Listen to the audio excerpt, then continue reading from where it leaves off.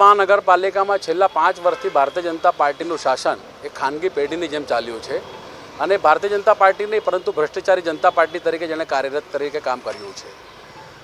March મહિનામાં સામાન્ય સભા હોય કે સુરત મહાનગરપાલિકાની જે વિવિધ સમિતિઓ છે, સ્થાયી સમિતિઓ, ગટર સમિતિઓ, પાણી સમિતિઓ, તમામ સમિતિઓના કામો અને એમાં પણ એજન્ડા સિવાયના જે વધારાના કામો આવ્યા છે તમામમાં ભ્રષ્ટાચાર સિવાય બીજું કંઈ નકરું થયું નથી।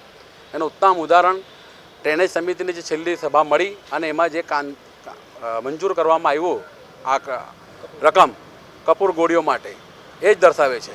આજે કપૂર સારામાં સારી ઉચ્ચતમ ક્વોલિટીનું તમે પણ શહેરમાં બજારમાં લેવા જાઓ તો મેક્સિમમ 1200 થી 1500 રૂપિયામાં સારામાં સારી ઉચ્ચ ગુણવત્તાનું મળે છે। એ જ કપૂરની ગોળીઓ સુરત મહાનગરપાલિકાના શાસકોનું વહીવટીતંત્રએ પ્રજાના રૂપિયાનું પાણીનું વેવ કરીને પરસેવાની કમાણીને પાણીમાં નાખીને વેડફાટ કરીને 3500 રૂપિયામાં ખરીદી કરી છે પર કેજી।